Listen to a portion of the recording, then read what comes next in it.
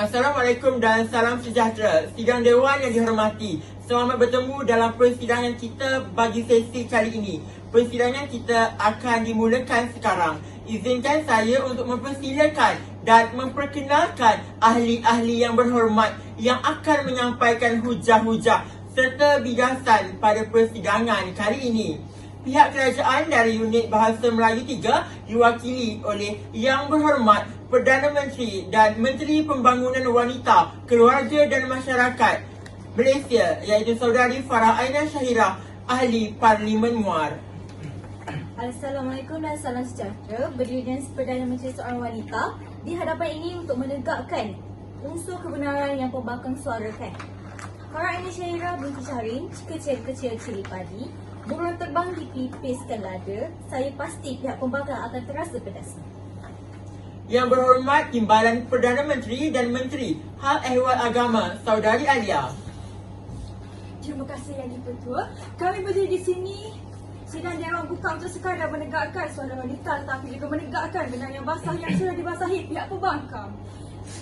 Alia binti Hormat ini tampak patahkan isi pembangkang. Terima kasih pihak kerajaan. Seterusnya, saya perkenalkan pihak pembangkang yang hijau bersinar hari ini. Silau mata saya ya, sidang Dewan sekalian. Pihak pembangkang dari Unit Bahasa Melayu 3 diwakili oleh Yang Berhormat Ketua Pembangkang, iaitu Ahli Parlimen Besar Yang Berhormat Ahmad Abrol. Berdirinya kami berdua di sini dengan busana hijau bukan untuk menyilaukan mata sidang Dewan sekalian, tetapi untuk menyilaukan mata pihak kerajaan yang nampak begitu yakin hari ini. Tapi sayang, beriak tanda tak dalam, bergoncang tanda tak penuh. Akan kami bidas gelegah bulu yang pihak kerajaan usulkan. Salam sayang alam sekitar, Ahmad Abrol, Ketua Pembangkang di mata kerajaan, Ketua Kerajaan di mata sidang Dewan sekalian. Seterusnya, Timbalan Ketua Pembangkang juga Ahli Parlimen Besar Yang Berhormat Saudari Hidayatul Akmal. Terima kasih Yang di-Pertua Dewan. Waiman saya berbusanakan hitam hari ini tampak berbeza sedikit daripada Ketua Pembangkang. Okey. 1, 2, 3. Assalamualaikum warahmatullahi taala wabarakatuh. Selamat sejahtera dan selamat petang. Yang Berhormat Tuan Speaker Dewan, pegawai persidangan, Yang Berhormat Barisan Kerajaan dan Yang Berhormat ahli-ahli pembangkang, Tuan Yang di-Pertua, ahli-ahli yang berhormat sekalian. Saya amat bersyukur kerana dengan berkat keamanan dan keharmonian di bawah pimpinan kerajaan negara kita dari dulu sehingga sekarang. Oleh itu, pada hari ini, Dewan kembali bersidang untuk membahas satu usul penting yang pastinya akan mencuri perhatian sidang Dewan sekalian. Selaku Perdana Menteri, izinkan saya membentangkan usul Buana Marcapada, sihat ataupun mudarat. Saya percaya bahawa selepas perbahasan sidang Dewan yang mulia ini, usul ini bakal diluluskan Tuan Yang di-Pertua. Dan sidang Dewan yang dimulakan, sebelum saya pergi lebih jauh lagi, izinkan saya terlebih dahulu Tuan Yang di-Pertua untuk memberikan definisi usul mengenai secara literal agar pihak pembangkang khususnya tidak terkial-kial untuk mencari asas perjuangan kami. Jadi, definisi Buana menurut Kamus Dewan edisi keempat iaitu dunia global maupun sejagat. Kita manakala Marcapada pula boleh didefinisikan sebagai zaman kini. Oleh itu, jika diintegrasikan kedua-dua istilah ini, makna majmuknya ialah dunia masa kini. Seterusnya, persoalan sihat atau mudarat.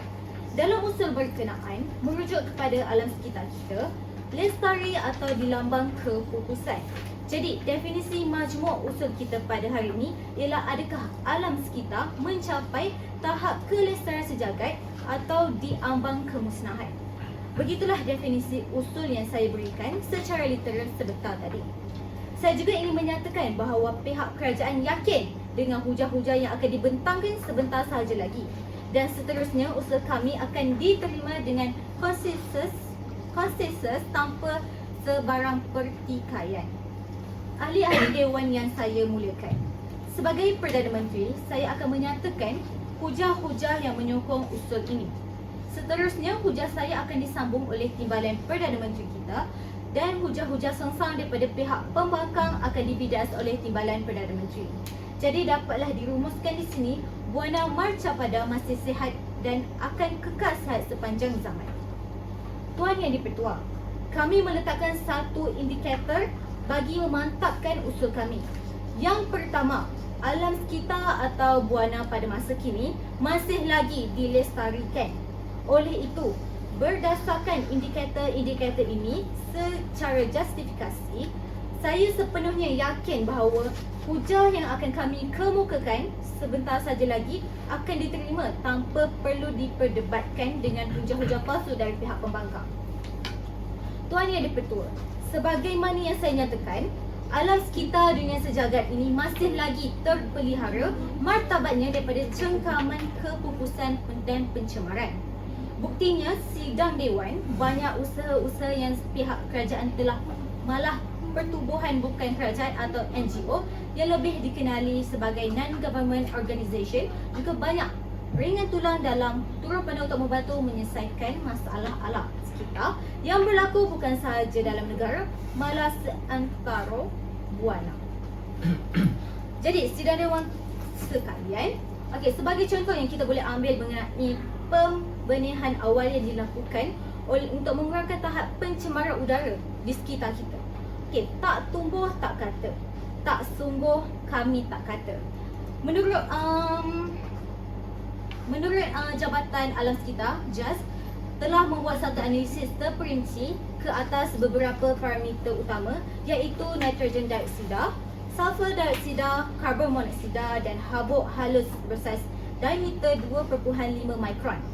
Menteri Alam Sekitar Datuk Ustaz Tuan Ibrahim Tuan Man memaklumkan pemerhatian dilakukan di stesen pengawasan kualiti udara iaitu di Batu Muda dan Ceras di Kuala Lumpur serta wilayah Persekutuan Putrajaya bagi tempoh 1 Mac hingga 30 Mac.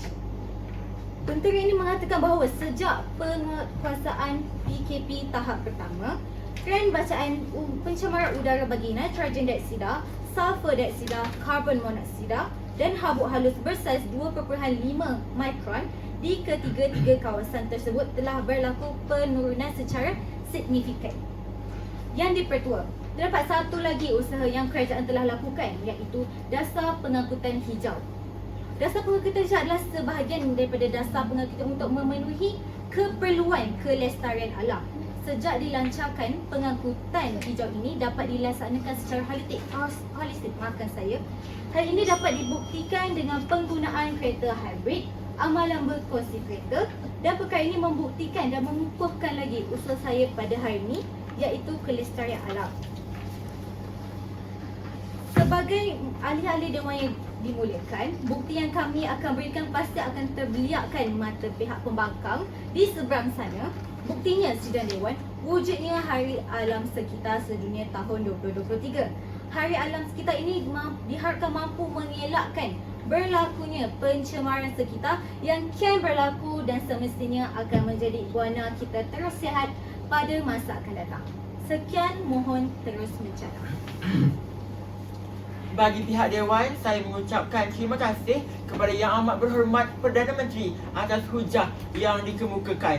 Seterusnya dipersilakan pula Yang Berhormat Ahmad Abrol selaku Ketua Pembangkang untuk menyampaikan hujah serta membahaskan isu ini.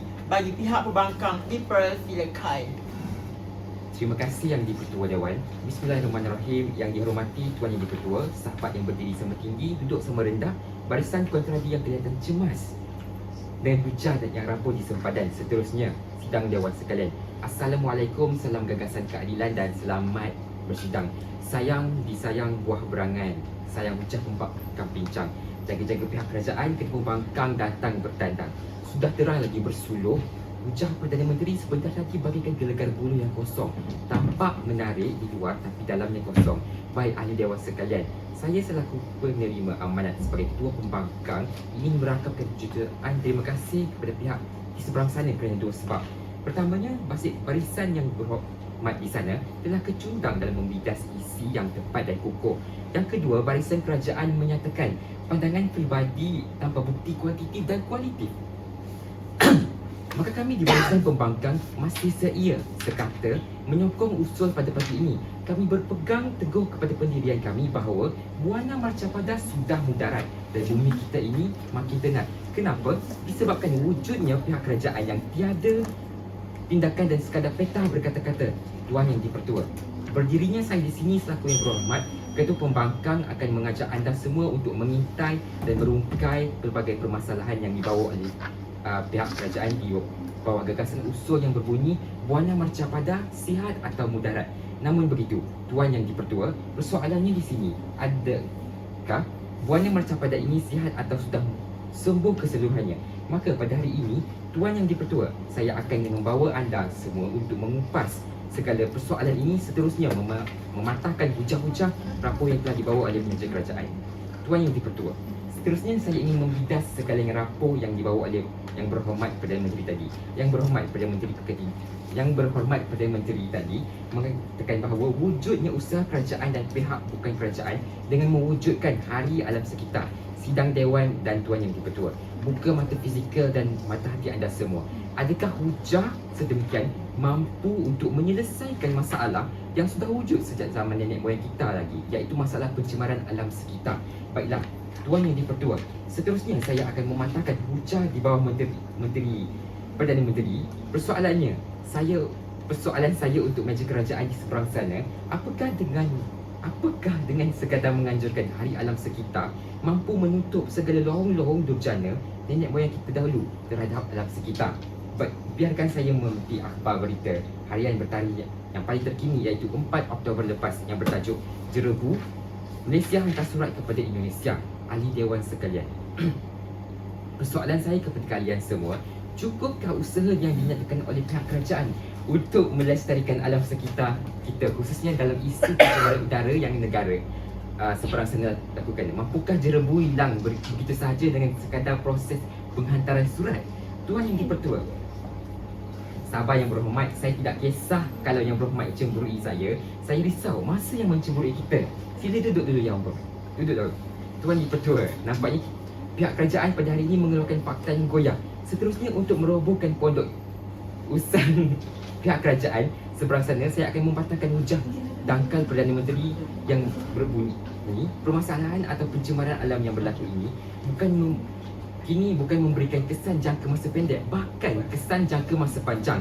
Lihatlah sidang dewan kita berbalik kepada tahun 1986 di Chernobyl, Ukraine, di mana Chernobyl berlaku di teknologi kuasa nuklear. Bencana sedemikian telah menyebabkan tanah sekitar Chernobyl terkena tempias nuklear dan tidak boleh dihuni oleh kehidupan untuk tempoh jangka masa yang panjang. Jadi, sekiranya perbuatan kerajaan Jepun yang menutup sebelah mata apa yang berlaku di Jepun, iaitu pembuangan sisa nuklear ke dalam laut, perbuatan berkenaan mampu mewujudkan kekukusan tamadun manusia yang besar untuk tempoh jangka masa yang panjang. Nampaknya, Tuan Yang di-Pertua, hujah pihak kerajaan seperti tin kosong yang berdetik. Bila dibuka, ke mana isinya? Baiklah, sidang dewan sekalian, setelah hujah dibidas, setelah hujah dicantas, kini tiba masanya untuk saya membentang serta mengukuhkan kes kami di meja pembangkang. Yang Berhormat, Seterusnya sila menekan berikan barisan bukti panel putusan. kerajaan di seberang sana. Sidang dewan sekalian, bukan mahu menegakkan benang yang basah, Izin Tuan, tetapi sila berikan bukti hanya mampu putusan. hanya mahu menyulam benang yang indah. Maka sesungguhnya pada hari ini di Barisan Pembangkang Izin laluan.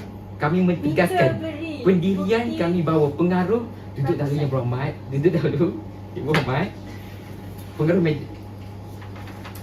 adalah fantasi semata-mata. Tuan di-Pertua, sebelum kaki mengundur langkah, sebelum lidah berhenti berkata-kata, izinkan saya mengakhiri hujah saya dengan seragam pantun. Berbaju biru si anak dara berjalan-jalan di Kota Tinggi. Tersalah kata, harap dimaafi. Dengan itu, Tuan Yang di-Pertua, mohon agar pendirian kami diterima dan saya mohon untuk terus membangkang. Sekian, terima kasih. Terima kasih kepada Yang Berhormat Ketua Pembangkang atas hujah yang dikemukakan tadi. Sidang Dewan yang dihormati, perbahasan dalam persidangan Parlimen sesi ini diteruskan lagi dengan ini. Saya mempersilakan Yang Berhormat Alia Timbalan Perdana Menteri Kerajaan untuk mengemukakan bidasan dan hujah-hujah beliau. Dipersilakan Yang Berhormat. Terima kasih. Burung kiwi, burung gagak terbang pula selada udang. Ketua Pembangkang jangan berlagak, nanti digelak otak udang. Assalamualaikum warahmatullahi wabarakatuh. Salam sejahtera. Bismillah. Yang dihormati Tuan Yang di-Pertua, rakan-rakan perwakilan kerajaan, barisan tradisi yang datang goyah di Pondok Usang seberang sana. Seterusnya sidang dewan sekalian. Tuan Yang di-Pertua, selaku diberi mandat sebagai Menteri yang kedua, saya ingin merakamkan jutaan terima kasih yang salah apresiasi kepada Barisan Pembangkang kerana ternyata Yang Berhormat Barisan Pembangkang hanya menyatakan hujah berdasarkan pandangan sendiri tanpa bukti kualitatif dan kuantitatif serta hanya menyatakan hujah berdasarkan bukti-bukti yang bersifat terpencil. Selaku Menteri kedua, saya sejiwa senada dengan menyokong gagasan yang dibawakan oleh Yang Amat Berhormat Perdana Menteri. Dan saya pastinya menolak definisi usul yang telah dipinda oleh Ketua Pembangkang sebentar tadi, iaitu warna masa pada sudah mendarat dan bumi kini semakin tenat. Jadi saya memohon agar definisi usul ini dipinda semula seperti definisi yang diberikan oleh Perdana Menteri, iaitu warna masa pada sihat atau mudarat. Tuan Yang di-Pertua, sebelum membentangkan hujah-hujah seterusnya, saya akan membidas hujah yang dikemukakan oleh Ketua Pembangkang sebentar tadi. Ketua Pembangkang menyatakan wujudnya pihak kerajaan yang tiada tindakan dan sekadar kata berkata-kata. Tuan Yang di-Pertua, hujah saya yang kedua ialah berpaksikan perundangan di Malaysia. Sudah semestinya kita hidup berlandaskan undang-undang yang merupakan satu sistem peraturan atau norma yang cuba diikuti oleh ahli-ahli masyarakat. Biasanya, ini adalah peraturan sesuatu negara, termasuklah negara kita sendiri, iaitu Malaysia tersebut. Sama juga dengan yang diperkatakan dengan akta, iaitu ungkapan asing dari perkataan act dari bahasa Inggeris yang bermaksud dipinda, dibahas dan diwatakan sebagai undang-undang yang diguna pakai di negara Malaysia yang dibuat oleh Dewan Rakyat Parlimen. Secara ringkasnya, Yang Berhormat, dapat kita lihat di sini bahawasanya sudah banyak akta-akta ya, wahai sidang hadirin sekalian, yang digubal oleh kementerian kita yang bertujuan untuk dijadikan sebagai bukti tentang suatu peristiwa yang sudah ditandatangani oleh yang bersangkutan. Dengan adanya akta ini, maka seseorang tersebut memiliki bukti yang sah dan diakui secara hukum. Tidak termampu oleh saya, Yang Berhormat, untuk menyebut satu persatu akta-akta yang terdapat berkaitan dengan isu untuk menyebut, maafkan saya, dengan isu pencemaran alam kerana kengkangan masa yang begitu suntuk ini. Namun, saya dapat mengepas satu akta yang berkait dengan usul kita pada hari ini, dan akta tersebut dipanggil Akta Kualiti Alam Sekitar 1974, iaitu Akta 127. Tuan Yang di-Pertua, Akta 127 adalah satu undang-undang yang dibentuk oleh Kerajaan Malaysia bagi memastikan pemeliharaan dan pengurusan alam sekitar serta kualiti udara, air dan tanah. Undang-undang ini telah dipinda beberapa kali untuk memenuhi keperluan semasa dalam menjaga alam sekitar. Akta ini bertujuan untuk melindungi alam sekitar daripada pencemaran, pembebasan bahan berbahaya dan pembuangan sisa-sisa.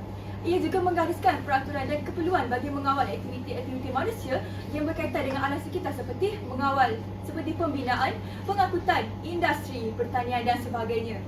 Beberapa perkara yang termasuk dalam akta ini ialah: yang pertama, menggariskan peraturan-peraturan bagi aktiviti yang boleh menjejaskan alam sekitar seperti pembuangan bahan berbahaya dan sisa-sisa.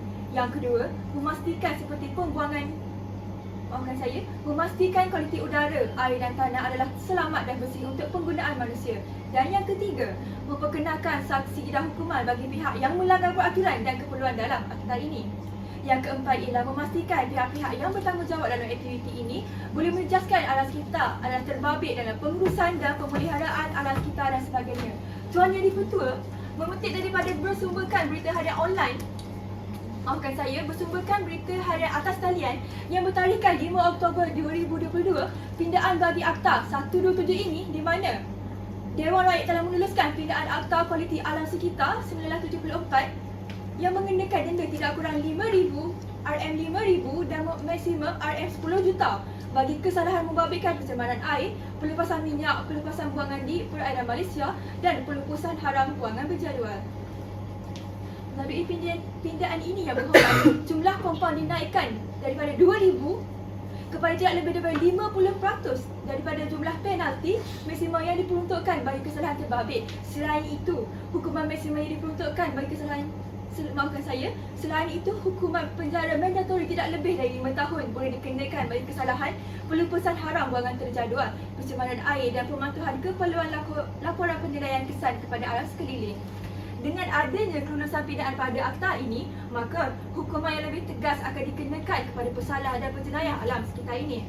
Oleh itu, terbuktilah bahawa pelbagai usaha telah kami lakukan dengan adanya akta ini, di mana tujuan utamanya ialah untuk membanteras kegiatan tingkah laku masyarakat daripada terus-menerus untuk mencemari alam sekitar kita.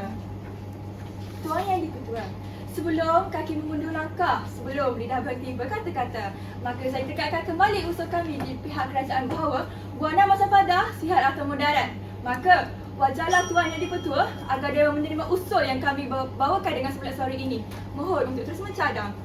Sekali lagi saya ingin menegaskan bahawa saya menyokong usul ini 100% dan memohon agar usul ini diluluskan oleh Dewan Yang Mulia ini dengan suara majoriti. Sekian, terima kasih. Terima kasih diucapkan kepada Yang Berhormat Timbalan Perdana Menteri. Isu perbahasan yang semakin hangat dibahaskan ini diteruskan lagi. Dengan ini saya mempersilakan Yang Berhormat Nur Hidayatul Akmal, Timbalan Ketua Pembangkang Kedua bagi pihak pembangkang untuk mengemukakan bidasan dan hujah-hujahnya. Dipersilakan Yang Berhormat. Assalamualaikum warahmatullahi wabarakatuh dan salam persidangan. Terima kasih Tuan Yang di-Pertua Dewan. Yang saya hormati barisan Kabinet Kerajaan yang kelihatan goyah di seberang sana, rakan delegasi pembangkang yang telah bersedia untuk melontarkan bola-bola api, mematahkan hujah rapuh pihak kerajaan, seterusnya sidang Dewan sekalian. Selamat bersidang semuanya. Tuan Yang di-Pertua, selaku yang diberi mandat sebagai Yang Berhormat Pembangkang Kedua pada hari ini, sebelum memulakan bidasan saya ingin merakamkan jutaan terima kasih dan salam apresiasi kepada barisan kerajaan kerana yang pertama, Yang Berhormat Perdana Menteri Kerajaan telah gagal memidas isi serta definisi konsep sebenar usul kita pada hari ini, serta Yang Berhormat pihak kerajaan yang kedua hanya membidas contoh-contoh dan tidak pula membidaskan kata kunci kita pada hari ini. Tuan Yang di-Pertua dan sidang Dewan sah sekalian, berdirinya saya di sini selaku Yang Berhormat Pembangkang Kedua pada hari ini akan mengajak anda semua untuk mengintai dan merungkai pelbagai permasalahan yang dibawa di meja kerajaan. Di bawah gagasan usul yang dibahaskan pada hari ini berbunyi buana macapada, sihat atau mudarat.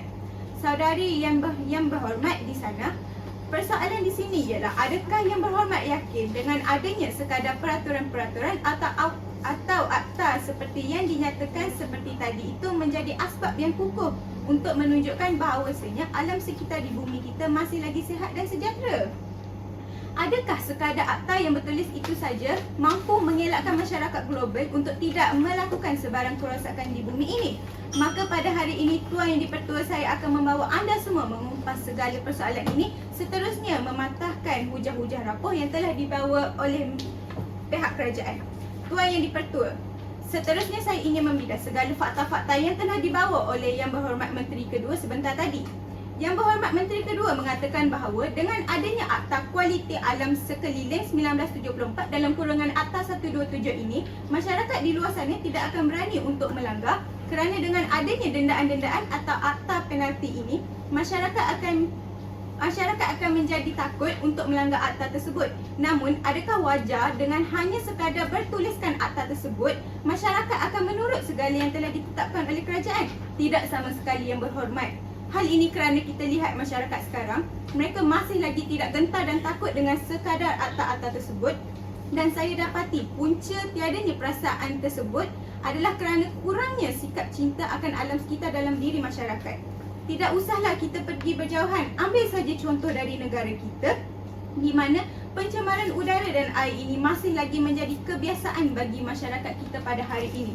Sebagai contoh saya berikan ialah kes kegiatan pelombongan dan pembalakan yang berleluasan di Tasik Chini pada tahun 2022, di mana Tasik Chini tersebut berisiko untuk dilucutkan status UNESCO-nya kerana didapati bahawa tasik tersebut tidak lagi memenuhi kriteria yang telah ditetapkan untuk menjadi sebahagian daripada rangkaian Rizab Biosfera Dunia.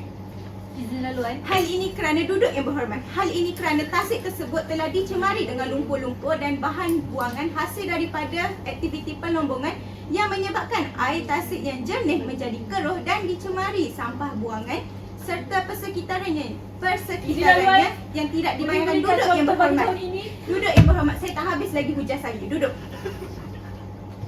Hal ini kerana tasik yang telah dicemari dengan lumpur-lumpur dan bahan buangan hasil daripada aktiviti pelombongan yang menyebabkan air tasik yang jernih menjadi keruh dan dicemari sampah buangan serta persekitaran yang tidak dapat dibayangkan dengan sekadar kata-kata di mulut sahaja. Tuan Yang di-Pertua, jika benarlah kata-kata yang berhormat Perdana Menteri kedua yang mengatakan bahawa apa yang terkandung dalam akta tersebut, iaitu Akta Kualiti Alam Sekeliling 1974 dalam kurungan Akta 127, di mana beberapa perkara yang terkandung dalam akta tersebut ialah memastikan kualiti udara, air, tanah serta adalah selamat dan bersih untuk penggunaan manusia serta memperkenalkan denda dan hukuman bagi pihak yang melanggar peraturan dan keperluan dalam akta ini. Tetapi mengapa sebarang tindakannya adalah lambat, seolah-olah Tuan Kerajaan sendiri tidak mengambil berat tentang kes ini seperti yang saya maklumkan sebentar tadi?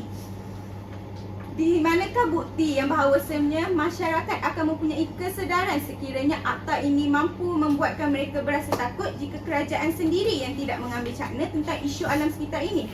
Kita lihat kini pencemaran alam sekitar tidak hanya mengancam keselamatan negara dan kesejahteraan rakyat, malah turut menjejaskan kelangsungan aktiviti ekonomi di negara kita, di mana kita bakal kehilangan gelaran warisan tapak UNESCO di Tasik Chini. Disebabkan inilah maka yang berhormat sudah terang lagi bersuluh bahawasanya dengan pindaan akta tersebut yang meluluskan sekadar dendaan dan penjara sahaja tidak memberikan apa-apa hasil kepada mereka. Baiklah sidang dewan sekalian, setelah hujah dibidas, setelah hujah dicantas, kini tiba masanya untuk saya membentangkan serta mengukuhkan kes kami di meja pembangkang, seterusnya menudukkan barisan panel kerajaan di seberang sana. Tuan Yang di-Pertua, sebentar tadi Yang Berhormat Ketua Pembangkang menyatakan bahawa usaha kerajaan yang hanya ala kadar dalam menangani isu kelestarian alam sekitar dan saya menyokong hujah tersebut kerana didapati bahawa usaha ini terus menerus tanpa adanya noktanya sendiri. Di sini saya juga ingin mengukuhkan bahawasanya dengan sekadar akta-akta tersebut, isu pencemaran alam sekitar ini masih akan terus menerus menjadi satu permasalahan. Sekiranya masyarakat kita tidak menanamkan sikap cinta akan alam sekitar.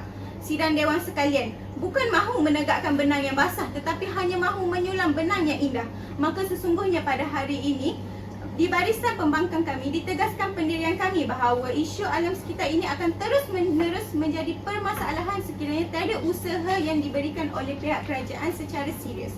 Dengan itu, Tuan Yang di-Pertua, mohon agar pendirian kami diterima dan mohon untuk terus membangkang. Terima kasih. Sidang Dewan yang dihormati, demikianlah tadi kita melihat dan mendengar hujah-hujah serta bidasan-bidasan daripada ahli-ahli yang berhormat pihak kerajaan dan pihak pembangkang. Untuk memberi peluang kepada ahli-ahli yang berhormat membuat persediaan ucapan bagi sesi penggulungan, Dewan ditangguhkan selama 3 minit.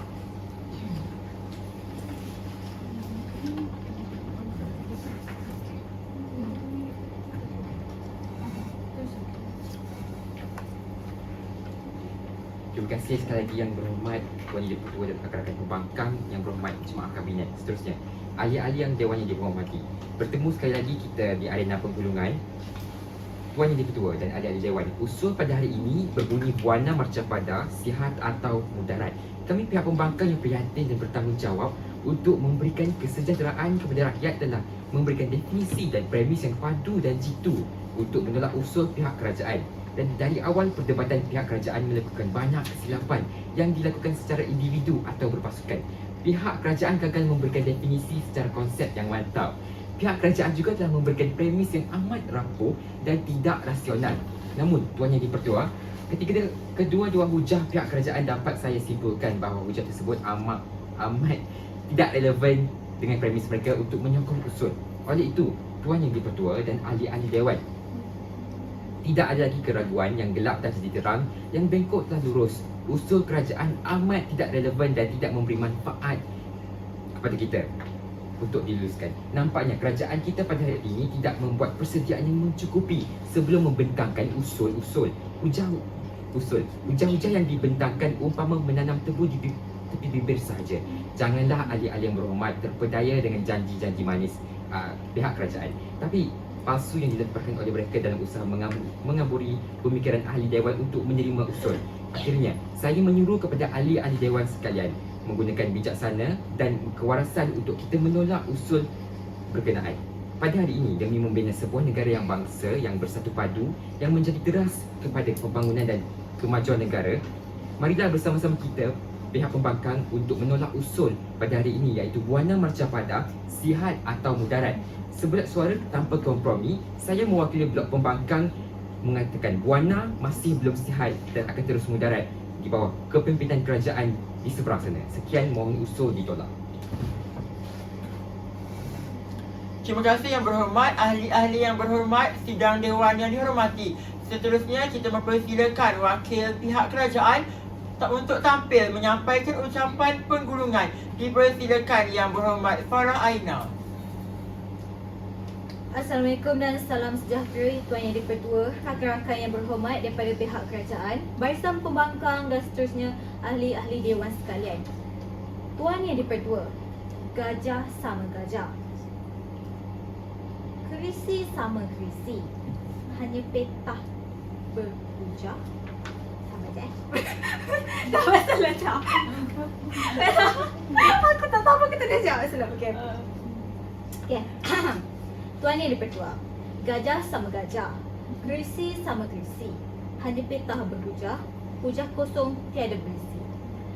Bertemu sekali lagi dalam sesi penggulungan kali ini. Dalam sesi penggulungan ini, saya akan membidas kedua-dua hujah bincang yang telah dikemukakan oleh barisan pembangkang sebentar tadi. Dan seterusnya saya akan merumuskan hujah-hujah kerajaan. Saya akan membidas hujah yang dikemukakan oleh pihak pembangkang, iaitu Buana Marcapada mudarat. Kami di pihak kerajaan bertanggungjawab untuk menegakkan keadilan, namun telah menjadi prinsip pembangkang cuba menangguk di air keruh, perkara yang mudah dan baik telah dipesongkan. Dari awal, perdebatan pihak pembangkang telah cuba meminda definisi pihak kerajaan. Tetapi, pindaan definisi mereka tidak kukuh dan mereka gagal memberikan rasional terhadap pindaan definisi tersebut. Maka, untuk menolak usul pada hari ini, pihak pembangkang telah memberikan dua hujah, iaitu Buana Marcapada mudarat, sekurang-kurangnya sifat cinta akan alam sekitar dalam diri masyarakat.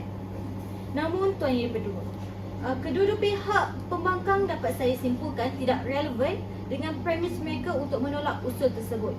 Kedua-dua pihak telah gagal menunjukkan bahawa Buana Marcapada mudarat, di mana mereka hanya menangguk di air yang keruh. Terdapat juga percanggahan hujah antara pihak kerajaan serta pihak pembangkang, di mana pihak pembangkang mengatakan bahawa masyarakat dunia masih lagi kurang kesedaran tentang pentingnya isu pencemaran alam sekitar, serta menuduh pihak kerajaan bahawasanya tidak ada sebarang tindakan atau usaha untuk membanteras isu pencemaran alam sekitar ini yang semakin berleluasa. Tuan Yang di-Pertua dan ahli-ahli dewan, dari awal perdebatan selaku kerajaan yang diberi mandat oleh rakyat, kami telah membuat kajian dan penyelidikan sebelum membentangkan usul pada hari ini.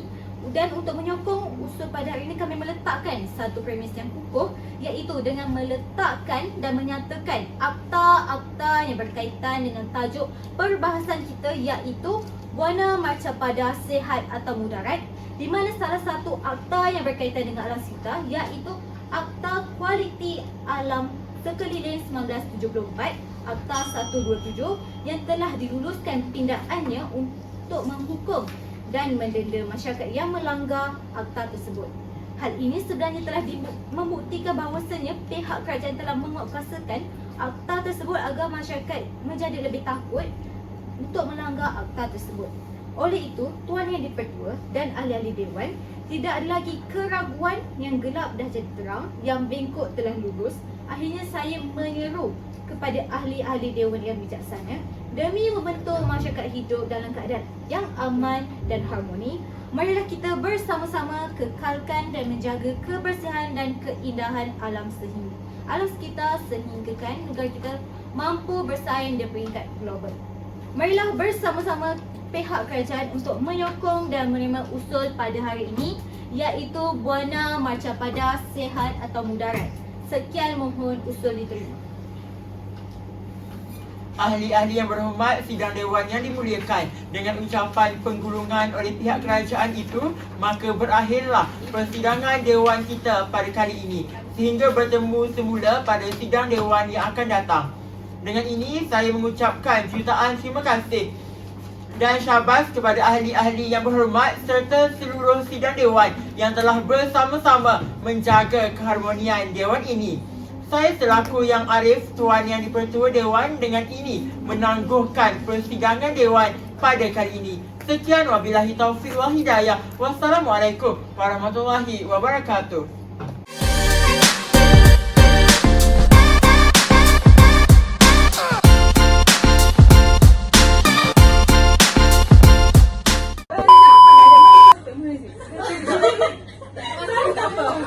Assalamualaikum dan Sambut ke mereka? Relax saja, relax. Assalamualaikum dan salam sejahtera.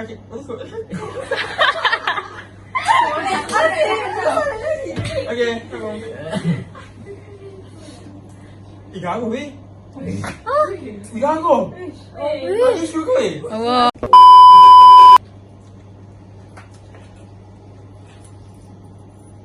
Assalamualaikum dan Rafi, gini Rafi.